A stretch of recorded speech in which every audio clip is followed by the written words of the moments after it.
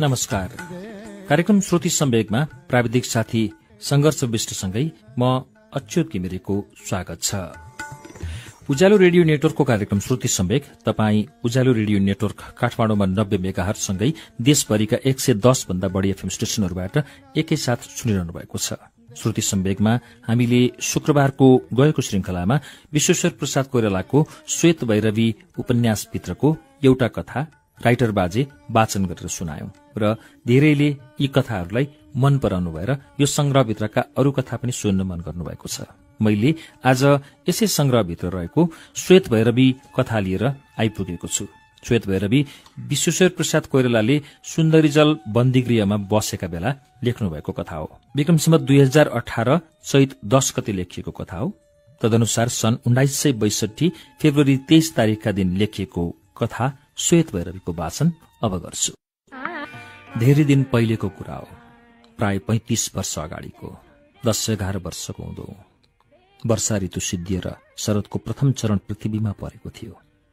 कोशी आफ्नो रौद्र नर्तनले विध्वंसकारी प्लावनतामा जति क्षेत्र र आरण्य, ग्राम, गृह, मनुष्य र पशुहरूलाई त्यस वर्षका लागि ग्रस्तु थियो, ग्रसेर पुनः आफ्नो सीमित परिधिमा प्रवेश गर्न लागेको थियो।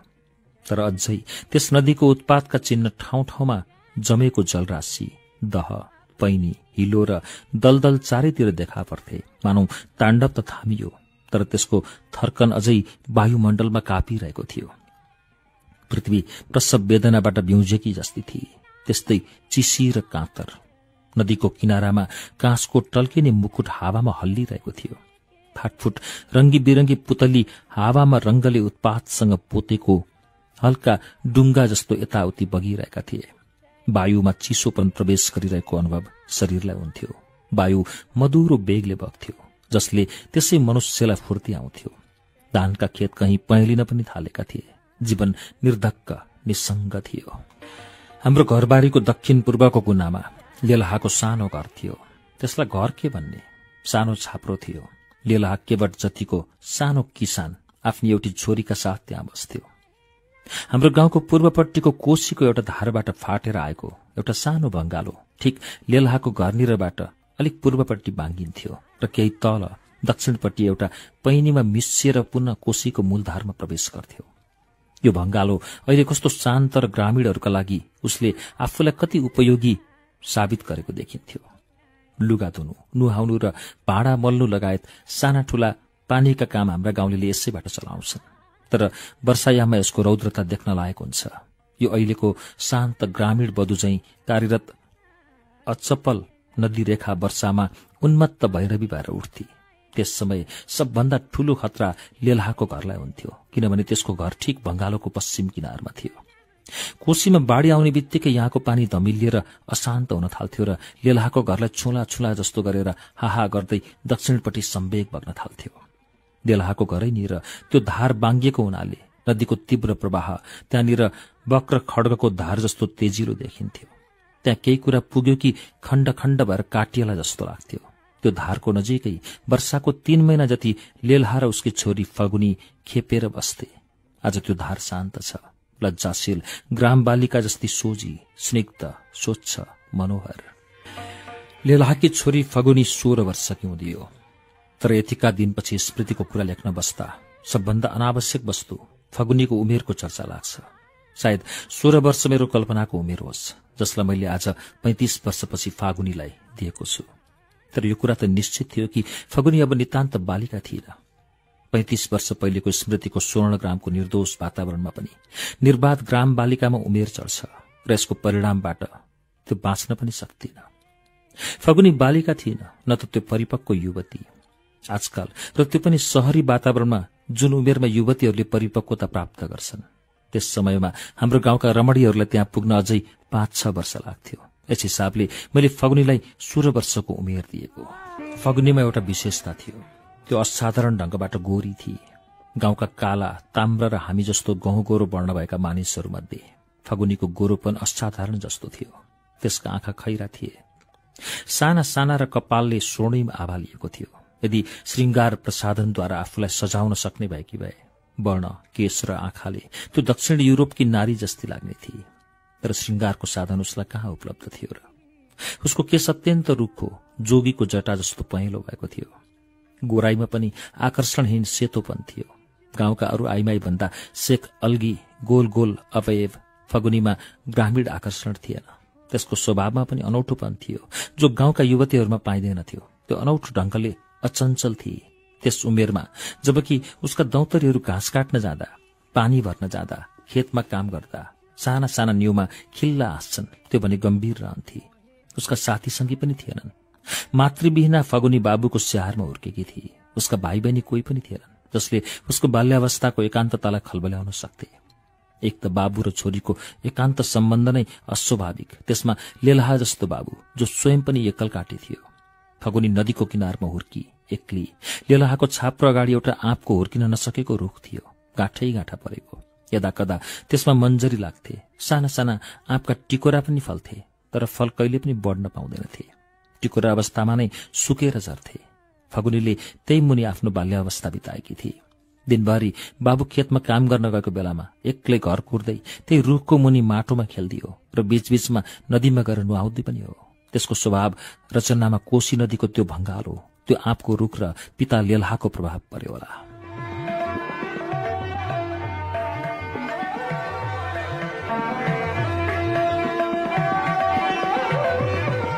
म केवल एक दिनको एउटा घटनाको वर्णन गर्न बसेको छु। एउटा सम्पूर्ण दिन पनि होइन, केवल अपराह्नको एउटा शान्त घडीमा निरब्र आकाशमा हठात कड्केको बिजुली झैं एउटा आइपरेको आकस्मिक घटना। घटनाको वर्णनमा पूर्वकालीन एस्पेलसका ग्रीक नाटकहरूका दुई संख्यक पात्रहरू जस्ता फगुनीको नाट्य मञ्चमा प्रवेश जरुरी छ। अर्को पात्र त स्वयं म नै हो। घटना पनि सानो छ र छोटकरीमा नै सुनाउनु पनि छ मलाई। फगुनी हाम्रो घरमा काम गर्थे। एउटा ठूलो परिवार भएकोले हाम्रो घरका सानातिना काम गर्दा गर्दै पनि फगुनीलाई दिनभरि लाग्थ्यो। कोठाहरूमा कुचो लाउनु, लिप्नु, पानी भर्नु र यस प्रकारका साना साना गृहस्थीमा परिपरि आउने काम गर्नु। जस्तो सोकै ठूलो घर भए पनि केटाकेटीहरूको कोलाहल, आमा सानीमा फुपूहरूको कहिले पनि नसिद्धिने कुरा कहानी, बैठकमा बसेर तास खेल्ने या पासा खेल्ने वयस्कहरूको हाँसो र विनोद, जागरिलाहरूको अराई पराई, नोकर चाकरहरूको बाजाबाज। अपराह्नमा त्यस्तो एउटा सानो घडी आउँछ जब अचानक परिवारका परिचित शब्द र ध्वनिहरू शान्त हुन्छन्। परिवार मात्रै किन, सम्पूर्ण गाउँमा हठात एउटा शब्दहीनताको बाक्लो पर्दा पर्छ। चराचर मौन भएर थामिन्छ। पन्छीहरू पनि आफ्ना आफ्ना गुणमा निशब्द भएर पर्खिएका जस्ता हुन्छन्। निरवताको सर्वव्यापी साम्राज्य एकछिनका लागि विश्वमा स्थापित हुन्छ। त्यस्तो निरवता जसमा चेतना झन् तीव्र भएर सजग हुन्छ, केही घटनाको आशा र आशंकामा पर्खेर बसेको जस्तो। त्यस विश्वव्यापी निरवतामा कुनै सानो शब्द पनि ठूलो विस्फोटका साथ गर्जिन्छ र आशंकित आकुलताले मुटु ढुकढुक गर्न थाल्छ। के हुन आँट्यो? म कोठामा एक्लै एउटा सानो सुकुलमा पल्टिरहेको थिएँ। कुन बेला म त्यहाँ आएर पल्टेँ, कुन बेला आमाहरूको गुनगुन शब्द कोठा कोठामा थामियो। बैठकको खेल कहिले रोकिएछ मैले थाहा पाइन। एकैचोटि के थाहा पाउँछु भने म एक्लो कोठामा छु। वातावरणको निस्तब्धता प्रचण्ड छ। साथी सहपाठीहरू कोशीको चिसो बालुवामा खेल्न र पानीमा पौडिन गए होलान्। मलाई उनीहरूले बिर्सेछन्। म पनि कसरी उनीहरूबाट छुटिएछु। मेरो प्रिय साथी मिठुले त बोलाउनु पर्ने। मनमा कुनै विचार पनि दृढतासँग जम्न पाउँदैनथ्यो। गहिरो निरवताको सतहमा कागजका टुक्राका डुङ्गा जस्ता आउँथे बग्थे। केवल अनुभव हुन्थ्यो प्रचण्ड निस्तब्धताको, त्यस्तो गाढा निस्तब्धता जसलाई मानव म लेटी लेटी हात उठाएर छुन सक्छु। यस्तै निस्तब्धताको घडीमा मौका छोपेर भूतप्रेत र अनेकानेक अशरीरी जीवहरू प्रकट हुन्छन्। अशरीरी जीवहरूको कुरा मनमा एकछिनका लागि आयो। सान्नानीले भनेको बोक्सीको कुरा पनि झल्यास सम्झे र श्मशानमा हाड चबाउने कालो थुतुनो भएको बोक्सीको कुकुर मनमा आयो। किचकन्याहरूको पल्टेको गोडा र छातीमा उम्रेको सिङ पनि निरवताको बाक्लो पर्दामा छाया जस्तो मैले देखेँ। तर डर भने मलाई लागेन। एकान्तता यति गम्भीर थियो कि भएर अभयको भावना केवल सतहमा बग्ने तृण जस्तो हलुको लाग्थ्यो। कहीँ केही शब्द छैन, ध्वनिहीन चराचर। एउटा रहस्यमय भएको थियो कि करक्क ढोका उग्रियो। हुन त ढोका बिस्तारै घचेटिएर उग्रिएको थियो, तर जुन त्यो नीरव वातावरणको रहस्यमय लोकमा शब्द शरीरविहीन जीवहरूको हलचल चलिरहेको थियो, त्यसमा ढोकाको सानो शब्द तोप पड्केको जस्तो मेरो कानमा गर्छ्यो। म झस्सङ्ग भएँ, मुटु ढुक ढुक भयो।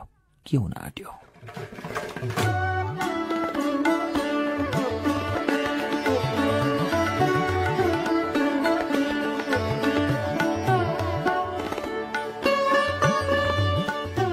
मेरो आशंका निरर्थक रहेछ, किनभने कोठामा प्रवेश गरी सानो बाल्टिनमा गोबर माटो र्यालेको पानी र लुडो लिएर फगुनी भनी सानो बाबु म कोठा लिप्न आए कि उठ।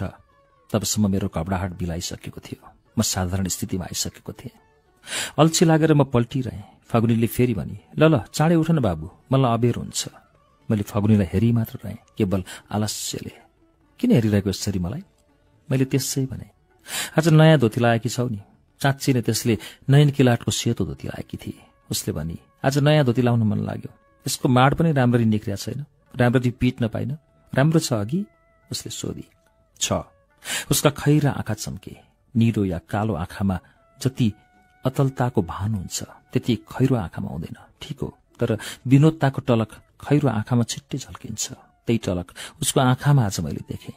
जीवनमा पहिलो अवसर थियो मेरा लागि जब कसैको आँखापट्टि मेरो ध्यान गएको थियो र जसको दृष्टिको अनुभव मलाई हुन लागेको थियो। आँखा कस्तो खैरो हुन सक्छ र कति विनोदमय। त्यस दिन फगुनीको दृष्टिले मलाई बोध गरायो।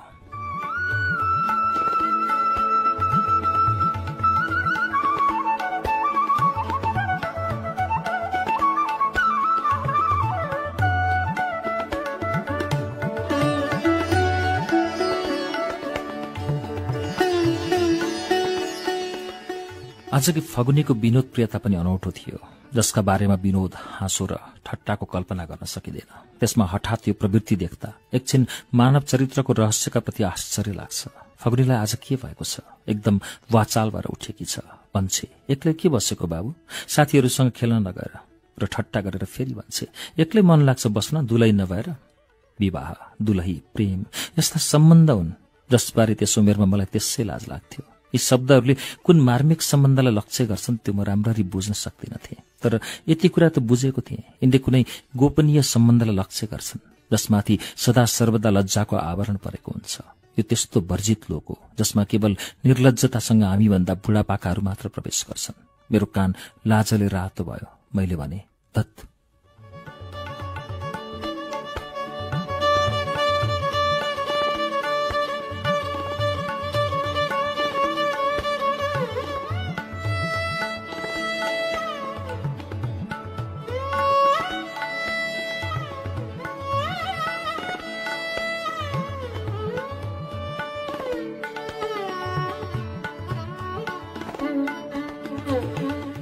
फगुनीले निश्चय नै मेरो विव्रत अवस्था, संकटावस्थालाई बुझियोली।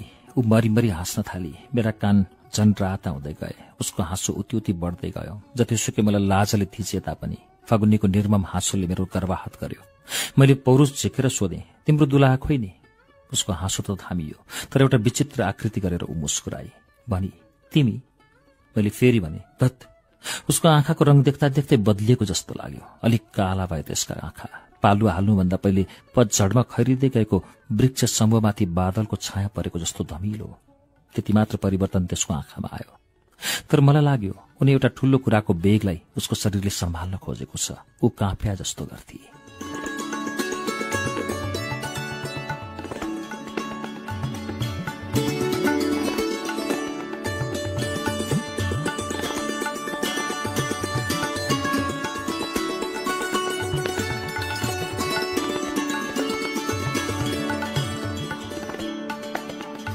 मैले भने तत् तिम्रो दुला छ, मलाई थाहा छ। फगुनी, दुलासँग किन बस्दैनौ तिमी? मेरो चुमाउन मात्र भएको छ, गौना भएकै छैन। चुमाउन के? मैले सोधे। चुम्बन, युगल वस्त्रद्वयको संगम तीर्थ, दुई हृदयको आफ्नो आफ्नो शरीर सीमामा आएर चिन्ना परिचय। 9-10 वर्षको बालक चुम्बनको महात्म्य के जान्दथ्यो र? उसलाई यति मात्र अस्पष्ट रूपबाट थाहा थियो कि विवाह, पति पत्नी र प्रेमसँग सम्बन्ध राख्ने वस्तु हो चुम्बन, र ती कुराहरू जस्तै गोपनीय र लज्जायुक्त। उसले भनी सानै केटाकेटीमै हाम्रो चुमाउन हुन्छ। वर र केटीको रगत रगत जोड्छन्। दुवैको कान्छी औलामा सानो घाउ पारेर दुईटैको औंलालाई आपसमा दलिदिन्छन्। पछि ठूलो भएर दुलाहाले गौना गरेर केटीलाई लैजान्छ। मैले पल्टी पल्टी सोधे, तिम्रो दुलाहालाई तिमीलाई किन लिन आएन? ऊ एकचोटि काँप्या जस्तो गरी र व्यग्र भएर भनी ल ल उठ चाँडै, मलाई कोठा लिप्नु छ। भनिहाले नि, हाँसेर भनी तिमी मेरो दुला। अनि हठात कठोर मूर्तिवत भई उसको हाँसो एकदम बिलायो।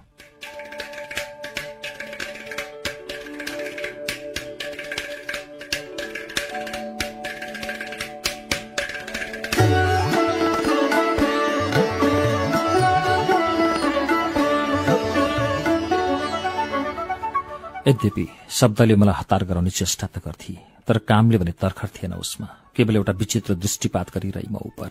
उसमा विनोदको उल्लास सब थिएन र मलाई दुलाहा भनेर जिस्क्याउँदा उसका आँखा टल्किँदैनथे। केवल कालो बादलको छाया त्यसमा पर्थ्यो। शरीर र दृष्टिमा आमोदको सट्टा एउटा कठोरता आएको जस्तो मलाई लाग्यो। कोशीमा बाढीको पहिलो हुल आउँदा नदीमा जुन एक प्रकारको तनाव देखिन्थ्यो, त्यस्तै तनाव उसको दृष्टि र शरीरमा आयो। कोशीको त्यस कठोर तनावले हाम्रो इलाकामा एउटा आशंकाको लहर फैलिन्थ्यो। सानो आशंकाको लहर मेरो शरीरमा पनि फैलियो। मैले धत भने र उठेर बसे र फेरि त्यसै भने धत।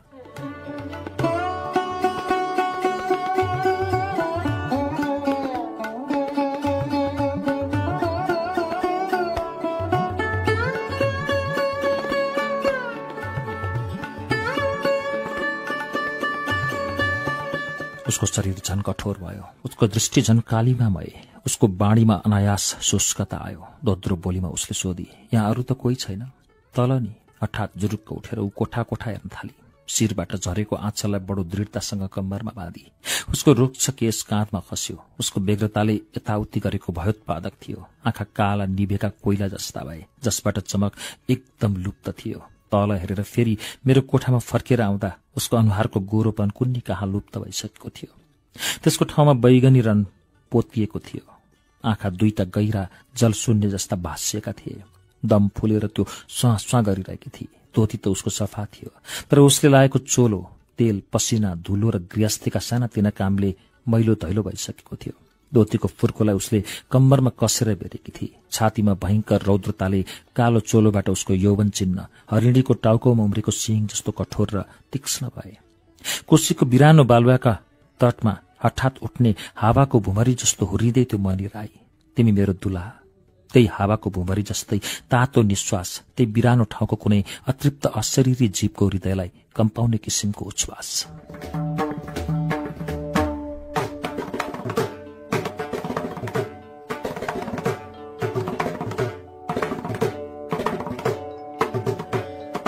म भयले चिच्चाएर उठे र कोठामा यताउति भाग्न थाले। मेरो भय अतर्क्य थियो, बुद्धि प्रेरित थिएन। अस्तित्वको मध्यबाट चिरिँदै उम्लिएर उठेको भए। मानव अहिलेसम्म पनि असहाय नै छ बालक। प्रकृतिको बीचबीचमा उग्रिएको विराट रूपको दर्शनले अत्याहटमा आएर भयग्रस्त। प्रकृतिको कुनै पनि नग्न रूप, जुन रूपसँग मानव अभ्यस्त भइसकेको हुँदैन।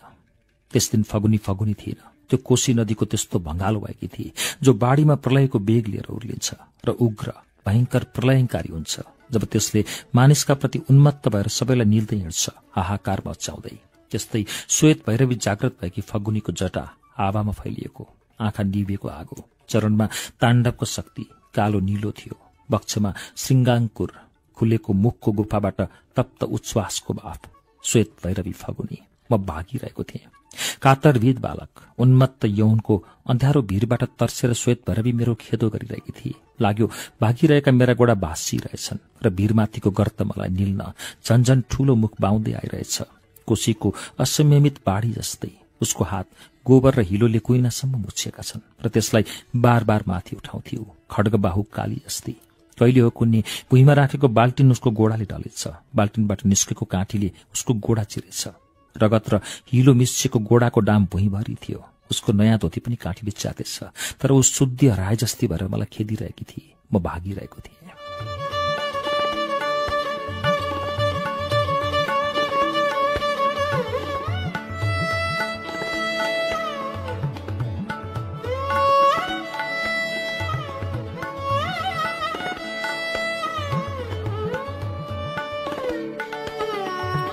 हे ईश्वर, मलाई बचाऊ श्वेत भैरवीको दानवी नङ्ग्राबाट। म भुट्टिन्छु उसको उन्मत्त उच्छ्वासको भट्टीमा। म उनिन्छु उसको छातीको सिङमा। बचाऊ मलाई। मेरो बालक हृदय दन्ते कथाका भूत प्रेत र दानव, किचकन्या, श्मशानवासी वायुहरूको कल्पनाले भयभीत भएर उठ्यो। म संज्ञाहीन होला जस्तो भएँ। आँखा चिम्लेर त्राणको अन्तिम मार्ग समातेर माथिबाट आम फाले।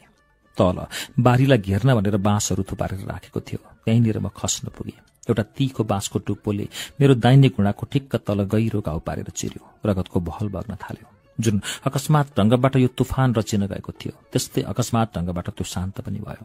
कोशी नदी मानव पुनः आफ्नो स्थानमा फर्केर आइन् र मन्द गतिले बग्न थालिन्। मानव वर्षाको प्रलयसँग उसको वास्ता थिएन।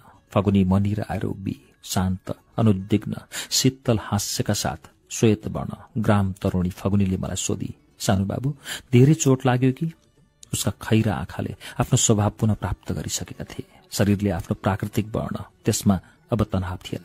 सिंहको स्थानमा तरुणीको शोभामय उभार मात्र थियो, जो मैलो चोलो र आँचलले छोपिएको थियो। हात र गोडामा हिलो अझै लागेको थियो, तर त्यो गृहकारी निमग्न नारीको स्वाभाविक लक्षण थियो। लेलहाकी दुहिता चुमौन भइसकेकी, तर दुरागमनका लागि पतिको प्रतीक्षा गर्दै बसेकी हाम्री नोकर्नी फगुनी। एउटा ठूलो हुरी त बग्यो केही छिन पहिले। हामी दुवैलाई अज्ञात रूपबाट वृक्षलाई हल्लाएको चाहिँ गरेर उत्ताउने गरेर सेलाएर गयो। के त्यो बिर्सिने कुरा थियो? जुन तुफान र आँधीबेरीको एकान्त अनुभव केवल हामी दुवैलाई मात्र भयो। शरदको त्यो अपराह्नमा के त्यसले हामीलाई निर्दोष रहन दिन्छ? के त्यसले एउटा रहस्यमय सम्बन्धमा एउटा गोपनीयताभित्र हामीलाई बाँधेर गएन?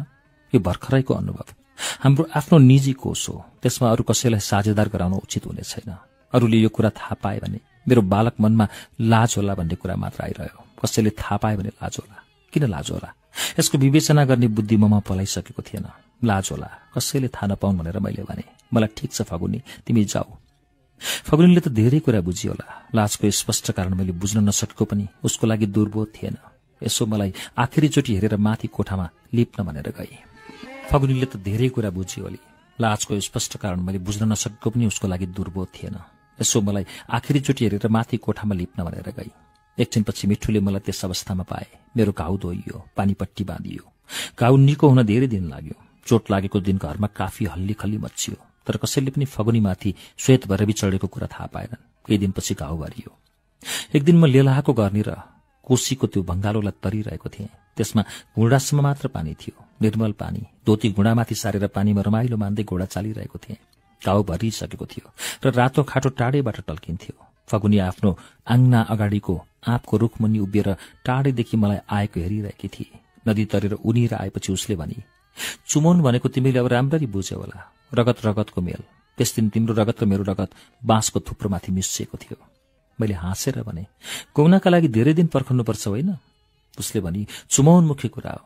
तर जे होस्, मैले त्यस्तो किसिमबाट डामेर छाडेकी छु कि आजीवन त्यो दाग तिमी आफ्नो जिउमा धारण गरेर हिँडिरहनेछौ। मैले पनि त्यस पागल क्षणको चिन्ह शरीरमा लिइराखेको छु। नभन्दै उसको गोडाको घाउ अझै राम्ररी निको भएको रहेनछ। आज धेरै दिनपछि, 35 वर्षपछि घुँडाको खाटोलाई हेर्दा फगुनीको सम्झना हुन्छ। कहाँ छ त्यो? बाँचेकै नै छ। गौना कहिले भयो होला उसको? जब उसको पति उसलाई लिन त्यो गाउँमा आयो होला। उसको पतिले श्वेत भैरवीको दर्शन पायो होला कि पाएन होला? कोसीको त्यो भंगालो, त्यो हुर्किन नसकेको आँपको रुख र लेलहा केवटको के छ हाल आजकल?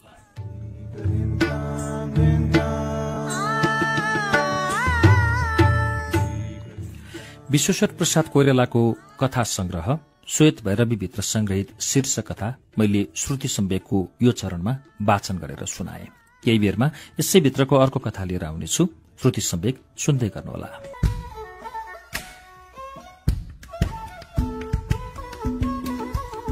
कार्यक्रम श्रुति सम्वेकमा तपाईलाई फेरि स्वागत छ। श्रुति सम्वेक तपाईँ उज्यालो रेडियो नेटवर्क काठमाडौँमा 90 मेगाहर्जसँगै देशभरिका विभिन्न रेडियो स्टेशनबाट एकैसाथ सुनिरहनु भएको छ। श्रुति सम्वेकमा हामी आज विश्वेश्वर प्रसाद कोइरालाको कथा संग्रह श्वेत भैरवीभित्र संग्रहित कथाहरू सुनिरहेका छौं। योभन्दा अघि श्वेत भैरवी शीर्षकको कथा सुन्यौं। अब सान्नानी यसभित्रको अर्को कथा म सुनाउँछु। सृष्टिमा सबभन्दा असहाय प्राणी त्यो कृष्काय पीतवर्ण बालक हो, जो एक्कासी शहरबाट चुडिएर कुनै गाउँमा रोपिन आइपुग्छ। शहरमा जन्मेर शहरकै वातावरणमा त्यो हुर्किन्छ, तर एक दिन त्यो आफूलाई मध्य देहातको एउटा क्षुद्र गाउँमा पाउँछ। निरीह भएर दुब्लो निर्वर्ण अनुहारमा चम्किने केवल 2 चक्षुले यो देहातको विराट संसारलाई हेर्छ। स्थानको कत्रो फैलाव, नीलो आकाशको कत्रो विस्तीर्णता, मन टुहुरो हुन्छ। घबराहटले आमा कहाँ टाँसिन पुग्छ त्यो भयभीत बालक। जे भए पनि शहरमा चारैतिर आधारका वस्तुहरू थिए। पर्खालहरू भित्तै भित्ता र अल्गा अल्गा घरहरू। यहाँको त्यो वाङ खुला विराटतामा, जसमा आधारका लागि केही कुरा पाइँदैन, दृष्टिसम्म कहीँ अड्किन पाउँदैन, हराइएला जस्तो भए हुन्छ। शहरका सड़कमा, जसका दुवैपट्टि पर्खाल र महल जस्ता घरहरू छन्, निर्दिष्टता छ। त्यसमा कोही हराउन सक्दैन। सोझो बाटो छ त्यो, जसमा अघि पछि केवल 2 दिशातिर मात्र आउन जान सकिन्छ। यो गाउँमा खोइ कहाँ छ सड़क? यहाँ त आमालाई छाड्यो कि यो महाशून्यमा कहीँ लोप होइएला भन्ने डर। यहाँको वायु पनि त्यस्तै निर्गन्ध। काशीको हावामा नाना किसिमका गन्ध लादिया हुन्थे। नाला पनालाको गन्ध, चिसो गल्ली र घामले तातेको अटालिकाको, मिठाईको ग्वालाहरूले ठूल्ठूलो कराईमा तताइराखेको दूधको, गंगाजी पारीको बालुवाको गन्धले भरिएको विचित्र आत्मीयताको न्यानो लिएर बग्ने बनारसको हावा यहाँ छैन। यहाँको निर्गन्ध वायु मानौ कुनै शून्यबाट निस्केर यो गाउँको शून्य हुँदै अर्को शून्यमा बिलाउन बगिरहेको शून्य। यो वायुलाई जति ताने पनि फोक्सो नभरिने, फेरि गाउँको कत्रो प्रशान्त निरवता, कुनै शब्द कहीँ छैन। यदि आमाले बोलेको नसुनेको भए यो ध्वनिहीन लोकमा त्यसै प्राणान्त हुने थियो। कानमा केही शब्द पर्दैन। भित्री कानले मात्र छोडेर आएको बनारसको गल्लीको ध्वनि सुनिरहेको छ। खोम्चावालाले चाट बेच्दै हिँडेको, पुरानो सिसी बोतल किन्ने मानिसको लेग्रो तनाई, माग्नेहरूको आर्तनाद, पानवाला, मिठाईवाला, सियो धागो सिन्दूर बेच्ने बाक्सावाला, हिङ र मेवा किन्छौ कि भन्दै हिँड्ने काबुलीवालाहरूका विभिन्न तीव्रता र सुरका पुकारहरूको सम्मिलित ध्वनि त्यसैले हृदयको एक कानमा एउटा मिठो वर्षा गराइरहेको छ। यो गाउँमा गन्ध छैन, ध्वनि शब्दहीन नीरव लोक हो यो, जहाँ मानौ जीवनको चहल पहल एकदम थामिन गएको छ। आमा भन्नुहुन्छ, हट्न के टाँसिरहेको, जा बाहिर गएर खेल। कहाँ बाहिर? यहाँ बाहिर भित्र भन्ने छुट्टिएको दुई तत्व छन् र? यहाँ त सबै कुरा बाहिरै छ, उदाङ्ग। तिमीसँग छुट्टियो कि गन्ध? शब्दहीन महाशून्यमा म निसासिन थाल्छु। नपठाऊ मलाई तिम्रो सामिप्यको आधारबाट बाहिर। म एकदम हराउँछु यो पथिविहीन निर्जनतामा। बनारसमा म जन्मे, त्यहीँ हुर्के। कालचक्र हाम्रो परिवारका लागि विशेष द्रुत गतिले चक्का खान्छ। काशीको अन्न जलको हामीले धेरै सञ्चय गरेका रहेनछौँ। म 5-7 वर्षको हुँदा नहुँदै काशी विश्वनाथले हाम्रो आश्रय खोसे। हामी टेढी दीपनगर भन्ने गाउँमा पुग्यौं। अब यहाँ आएकै दिन आमा भन्नुहुन्छ, के टाँसिरहेको छ, जा बाहिर गएर खेल। हो, आमालाई धेरै काम छ, मालमत्ताको राखधारण गर्नु, उहाँलाई फुर्सद छैन। तर मेरो व्याकुलता कसले बुझिदियोस्? यो फुस्सामा म केवल तीनवटै कुरा त पाउँछु, माथिको निलो स्वच्छ आकाश, मेरो गोडामुनिको पृथ्वी र आमाको पिठ्यौं, जसलाई वास्तविकताको बोध पाउन म बारम्बार हातले छोइरहन्छु र बीचबीचमा जसमा व्यथित हृदयले टाँसिन पुग्छु। निलो आकाशको त कुरै भएन। यो त यति उच्चा छ, यो यति विस्तृत र यति समान रूपले निलो कि यो देहातको विराट शून्यताको स्वयं एउटा हिस्सा भएर मेरो कलिलो हृदयलाई कुनै सान्त्वना दिँदैन। पृथ्वी भने गोडामुनि ठोस छ, जसमाथि म दृढतापूर्वक उभिएको छु। यो पनि त यहाँ अन्त्य नहुने गरी चारैतिर फैलिएको छ र यसको आकृतिमा कुनै पनि परिचयको सानो झल्को पनि पाइँदैन, जुन झल्कोमा आमाको आग्रह मानेर म बाहिर जाने साहस सञ्चय गर्न सकूं। पृथ्वी सबैकी आमा होलिन्, तर त्यस दिन ती वृद्धाले मलाई मायाको इशारा गरिनन्, स्नेह स्निग्ध दृष्टिले सम्म यसो मलाई हेरिनन्। त्यसो हुनाले चारैतिरबाट हरेस खाएर म आमाको पिठ्यूमा टाँसिरहेँ। आमाले खाँडीको छिटको चोलो लाउनु भएको थियो, जसको कालो रातो रङका बुट्टा धुवाँ धुँदा खुइलिसकेका थिए। केवल बुट्टाका अस्पष्ट रेखाहरू मोटो खाँडीमा बाँकी बसेका थिए, तर त्यसमा कति आफ्नोपना, कति विश्वास र भरको ढुकुटी लिएर मेरा लागि बसिरहेका थिए ती उड्न लागेका राता काला बुट्टाहरू। मेरो एक्लो हृदयको सारा विकल्पमाथि स्नेहका धुमिल रेखा अङ्गन मायामय भएर गए। म भरिएँ र पुनः आमाको पिठ्यौँलाई अङ्कमाल गर्न पुगेँ। आमाले झर्केर मलाई झार्नुभयो, पुनः अपरिचित दुनियाँमा फ्याँकिए। आमा माल सामान थन्क्याउँदै हुनुहुन्छ। मेरो मन काशी पुगिरहन्छ। काशीको मुख्य कुरा हो त्यहाँका ढुङ्गा पत्थर, जो यहाँ आएर मेरो बालक मनमा तीक्ष्ण अनुभवको रूपमा बारम्बार प्रकट भइरहेका छन्। ढुङ्गाका घर, ढुङ्गाका सडक, ढुङ्गाका घाटहरू, त्यहाँको जीवनको चारैतिर दृढ स्थिर प्रस्तर आधार ढुङ्गा। यहाँ गाउँमा केवल छ खुकुलो माटो, जो सानो हावाको झोकामा पनि फुकिन्छ र जताततै छापछाप्ती भएर झर्छ। काशीमा माटोलाई घेरेर राखेको छ 2-3 पुष्प बाटिकाहरूमा र केही शौखिन नागरिकहरूको घरमा सजाइएर लाममा राखिएका गमलाहरूमा। काशीको कम्पनी बगैँचा, जसलाई चारैतिर फलामको बारले घेरेर राखेको छ, त्यो बगैँचा विभिन्न वृक्ष, बिरुवा र फूलले सजेको सानो पुष्प बाटिका कति मनोहर थियो। रुखहरू एक किनारामा अमलतास, मौलश्री, शिरीष, काइयो, रुखका रुखहरू फूलका रुचिपूर्ण ढंगबाट लगाइएका छन्। बीचबीचमा फूलका क्यारीहरू छन्, विभिन्न आकारका मण्डलाकार, त्रिकोण, बहुकोण, सूर्य चन्द्र नक्षत्राकार छन्। ती क्यारीहरू, जसमा अनेकानेक रङका फूलका बिरुवाहरू सजाइएका छन्, सानो हावामा पनि चञ्चल भएर शिर हल्लाउन थाल्छन्, मानौ उत्साहको लहर तिनीहरूमा फैलिन पुगेको छ। गाढा हरियो दुबो पनि ठूला ठूला क्यारीमा उमरिएका छन्, जस उपर गोडा राख्दा मन हरियो हुन्छ, त्यसै पुलकित हुन्छ शरीर। कम्पनी बगैँचामा म बिहान बेलुका जान्थे र एउटा शिल्पीको हातको यो रचनाको मोहनी आँखामा राखेर घर फर्किन्थे। यो देहातमा बारम्बार सम्झना हुन्छ कम्पनी बगैँचाको। यहाँ पनि रुख छन्, फूल, पात, लता, गुल्मी पनि चारैतिर उम्रिएका छन्, दुबो पनि छ, तर खोइ त्यो कम्पनीको बगैँचाको संयम यिनीहरूमा, खोइ त्यो सुसंस्कृत सुव्यवस्थित रचना यिनीहरूको। चारैतिर अनायास उम्रिएका छन् वृक्षहरू, घाम पानीमा आफ्नै शक्तिबाट उठेर आकाशतिर टाउको उठाइरहेका छन्, एकदम असंस्कृत रूखको उद्धृत ढंगबाट। यिनीहरूमा सुकुमारताको पूरा अभाव छ, मानौ यिनीहरूमा अरू कुरा केही छैन, केवल जुनसुकै अवस्थामा पनि बाँच्ने र हुर्किने क्षमता मात्र छ। यहाँको दुबोमा यो गाढा चिल्लो हरितीमा छैन, खस्रो खैरो शुष्क हरियोपन मात्र छ। येन केन प्रकारले चारैतिर उम्रेका छन् अव्यवस्थित किसिमबाट भूप्रान्त कुनै छैन जसमा यो हरियो जाला नफैलिएको होस्। निर्ममतासँग पृथ्वीलाई यसले आबद्ध गरेको छ। त्यसमा गोडा राख्यो भने दुम्सीको काँडा उम्रेको जस्तो अंग अंगका तीक्ष्ण अंकुरले बर्बरताको परिचय दिन्छन्। तृण, तरु, लता, गुल्मी साराका सारा बर्बर असंयम बाढमा हुर्केका छन्। जाउँ कहाँ आमा, जाउँ कहाँ? ठिक त्यही समयमा हस्याङ हुस्सुङ गर्दै धुलोले भरिएको आँधीको एउटा झोंका घरभित्र हुरिएर बस्यो। त्यस प्रान्तको बर्बरताकी अधिष्ठात्री एउटी मेरै उमेरकी केटी अस्निग्धता, रुक्षता र शुष्कताकी प्रतिमूर्ति, बर्बर धुली धुस्रहित। त्यस शरीरले वास्तवमा रमणी कुलमा नै जन्म लिएको थियो। रूखा साना साना उर्दू केस चौरी गाईको चमर जस्तो कडा र खस्रो थियो, जसको टुप्पो सुकेको परालको जस्तो धुमिल पित वर्णको थियो। सर्वाङ्ग नग्न, केवल कम्बरमा गाँठो पारेर अड्काइएको एउटा कौपिन वस्त्रले एनकेन लज्जाको रक्षा गरिरहेको थियो। शरीरमा धमिलो पानी, हावा र घामको माध्यमले सुकेको हुनाले शरीरभरि धुलो र पानीको रेखा चिन्ह स्पष्ट देखिन्थे। आँखा साना साना, नाकको पोरा सेक बाक्लो तर डाँडी केही थिचिएको, साँघुरो ललाट, हात गोडा रुखा भए तापनि नराम्रा होइनन्। शरीरको वर्ण छुट्याउन गाह्रो, ताम्र, गहुँ र कालो वर्णको सम्मिश्रणबाट बनेको अनिश्चित वर्ण, जसलाई देहातको सूर्य र माटोले झन स्पष्ट धुमिल पारेको। आमाको पिठ्यौको आडमा उभिएर मैले उसलाई हेरिरहेँ। हत्केलाले मुख र नाकलाई पुस्दै सुहाँ सुहाँ गर्दै उसले भनी, म पसबरिया धारमा नुहाइरहेकी थिएँ। सानो आमा आउनुहुन्छ भनेर मैले चट्ट बिर्सिएछु। भैँसबार छिटो पसबरिया धारमा भैँसीलाई नुहाउन गएको थियो। हामी दुवैले दुईचोटि कोशीको धारलाई पार गर्यौं। भैँसबार छिटो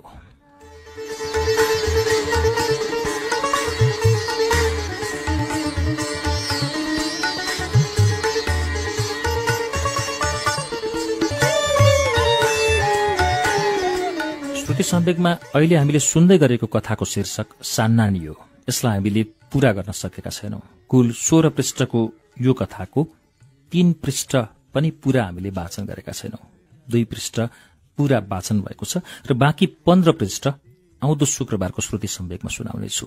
सान्नानी कथा विश्वेश्वर प्रसाद कोइरालाको कथा हो। योभन्दा अघिल्लो चरणमा श्रुति सम्वेकमा श्वेत भैरवी कथा संग्रहभित्रको अर्को कथा शीर्षक कथा श्वेत भैरवी हामीले सुन्यौं। यो सँगै श्रुति सम्वेकको समय आजलाई सकिएको छ। प्राविधिक साथी संघर्ष विष्ट र म अच्युत घिमिरे बिदा हुन्छौं। नमस्कार, शुभरात्रि।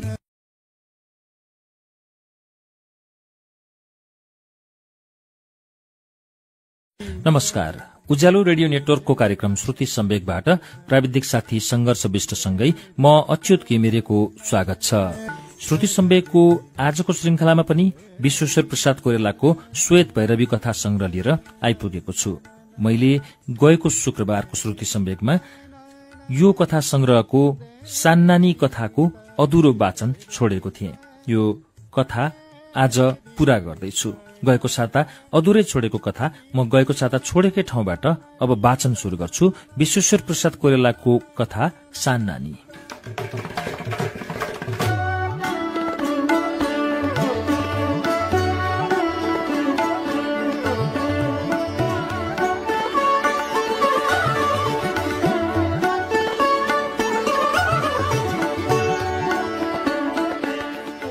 आमाले मबाट फुर्सद पाउन मलाई भन्नुभयो, ल जा साथी पाइस खेल्न जा, ल नानी यसलाई गाउँ घुमाएर ल्याऊ।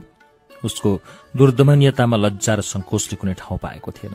दृढतासँग हात समातेर संकोच र लज्जाले भूमिसात हुन लागेको कलिल्लो बालकलाई एउटी हावा पानीमा स्वच्छन्द रूपबाट हुर्केकी ग्राम बालिकाले तानेर बाहिर लगी। बाहिर त्यो देहातको विस्तृत जगतमा अबाध गतिले बगिरहेको हावाको त्यो मुलुकमा, जहाँ सूर्य अविरल रूपले चारैतिर प्रकाश ओइराइरहेका छन्, जहाँ नीलो अनवच्छन आकाश अनन्तलाई ढाकेर अडेको छ, त्यो महाशून्यमा मेरो हातलाई डोर्याएर उसले मलाई लगी। म हिचकिचाउँदै भयले कातर हुँदै लज्जा र संकोचले गल्दै त्यो अन्जान समुद्रमा मानौ उसको जिम्मामा आफूलाई अर्पण गरेर यात्रामा निस्के। नाउ उसैको जिम्मामा छ। बाहिर आएर उसले मलाई सोधी, तिम्रो नाउँ? मैले आफ्नो नाउँ बताएँ। तिम्रो नि? मसिनो स्वहरू स्वरमा मैले सोधेँ। पूर्ण कण्ठले उसले उत्तर दिए, नाउ मलाई सान्नानी भन्छन्। नाउ त अर्कै छ, यो बोलाउने नाउ हो। तिमीले मलाई सान्नानी भनेर बोलाए हुन्छ।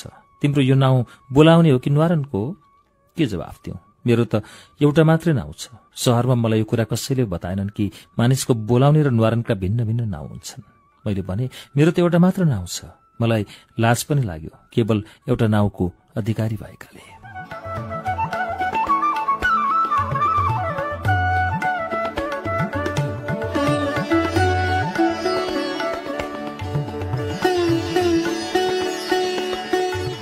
उसले भने, होइन, तिमीलाई थाहा होइन होला, न्वारनको नाउँ आमासँग सोध्नु। अनि सान्नानीले मलाई गाउँ घुमाउन लागि। कहाँ जाने पहिले? ल, पूर्वरिया धार जाउँ। सहस्त्रधारा कोशीको एउटा ठूलो बंगालो गाउँको पूर्वपट्टि थियो। त्यही हो पूर्वरिया धार। अहिले नदी मन्द गतिले बगिरहेको छ। सूर्यको किरण त्यसमा पर्दा टाढाबाट तपक लाएर टल्केकी कुनै तन्वी नारी जस्ती थिए, जो अलिक बंगिम भंगीमा पूर्वपट्टि मुढा गरेर बालुवाको राशि उपर कोल्टे पल्टेकी थिए। हाम्रो गाउँ त्यो बंकिम आकारको पृष्ठभागमा कम्मरपट्टि स्थित थियो। त्यहाँ पुगेर किनारामा बालुवाको एउटा ढिस्कोमाथि उभिएर उसले भने, यसलाई चिलौनी धार पनि भनिन्छ। हाम्रो गाउँको पूर्वपट्टिको सिमाना पनि यही नदी हो। यो भन्दा पारी दिवानगञ्ज इलाका पर्छ। त्यो काइथेहरूको गाउँ हो। त्यो हाम्रो गाउँको दिवानजीको घर पनि त्यही छ। यो ठूलो रुख पाकडको रुख हो। यो इलाकामा यत्रो ठूलो पाकड कहीँ पनि छैन। यसमा एउटा वायु निवास गर्छ। त्यसो हुनाले गाउँलेहरू मनौती मान्दै यसमा फलामका किलाहरू गाड्छन्। यो भन्दा अलिक दक्षिणपट्टि मसान छ। पाकडको वायुको नजिकै मसान भएकोले मध्यराति र मध्यदिनमा यहाँ आउनु हुँदैन। अस्ति हाम्रै गाउँकी मुनरियालाई वायु चढेको थियो। एक्लै आइछ यतापट्टि। मेरो दाई पनि ढुक्कुरको शिकारमा यता आउनु भएको रहेछ। अनि पो मुनरिया बाँच्न पाई। दाँती लागिसकेको थियो उसलाई।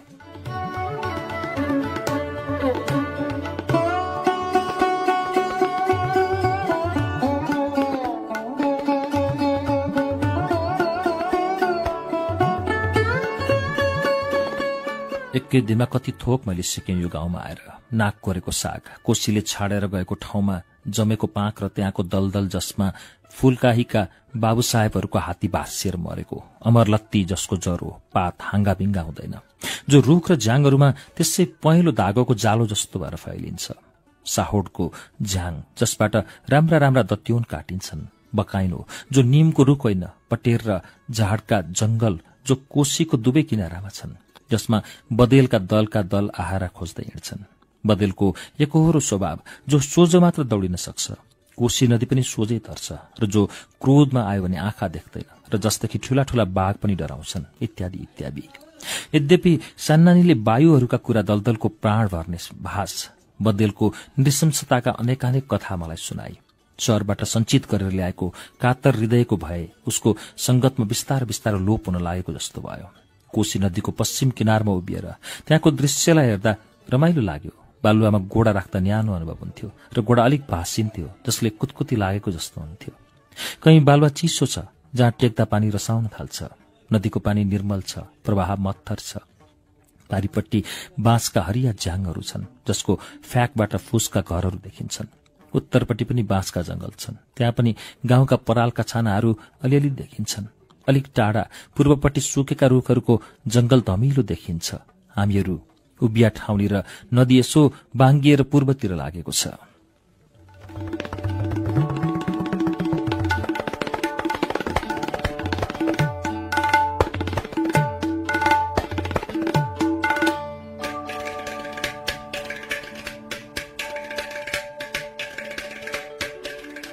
सान्नालीले भने, ल अब फर्कौं। यस्तो धार पश्चिमपट्टि पनि छ, पचवरिया धार। त्यो धारमा धेरै किसिमका माछा पाइन्छन्, रोहु, बुहारी, कतला, काँटी, सिंगी, मुंग्री, बामी। यो धारमा माछा पाइँदैन। पचवरियामा ठाउँ ठाउँमा पैनी बनेको छ। अर्को दिन जाउँला त्यता। चिलौनी धारबाट घर फर्किँदा मडरको पोखरी हेर्न गयौं। पोखरी सानो थियो, पानी पनि उति सफा थिएन। सड़क मेरको दक्षिणपट्टिको घाटको पानीमा झ्याउ र लेउ लागेको थिएन। त्यहाँ आएर गाउँलेहरू भाँडा मल्ने, नुहाउने गर्थे। झ्याउ, काई, लेउ र पानीका लहराहरूले घेरिएर उभिएको थियो। पोखरीको मध्यमा एउटा कालो अग्राहको काठ, जसको माथिपट्टिको हिस्सामा ठाउँ ठाउँमा चिरा परेका थिए। त्यो काठको खामो जाटो। पोखरी खनेपछि पूजा गरेर त्यो खामोलाई मध्य जलमा गाड्नुपर्छ। यसले गाउँलाई तड्का, बिजुलीको डर हुँदैन, सान्नानीले मलाई बताए। पोखरीको उत्तरपट्टिको डिलमा पहेँलो चम्पाको रुख थियो, जसमा पहेँला फूल फुलेका थिए। हामी त्यहाँ गयौं। उसले फूल टिपेर मलाई दिए। आफूले 2टा फूल कानमा घुसारी पूर्वपट्टिको डिलमा कदमको सानो रुख थियो। अहिले फूल त्यसमा लागेको थिएन। कुहिएका सुकेका फलहरू भुइँमा छरिएका थिए, जसमाथि भुसुनाहरू भुँ गर्दै उड्दै बस्दै गरिरहेका थिए। पश्चिमपट्टि एउटा ठूलो धुपीको रुख थियो। सानानीले त्यसको खोटो नङले कोट्याएर मलाई सुँगाई। मिठो गन्ध। घर फर्किँदा लुगामा धुलो, हिलो, कानमा कनेलको सेतो पहेँलो फूल, हातमा झाडका पातला सिर्कना र अमरबेलीको पहेँलो लहरा। मनमा उत्साह र शरीरमा तीव्र थकान लिएर आयौं। राति सुत्ने कोठामा धेरै बेरसम्म सान्नानी पनि थिए।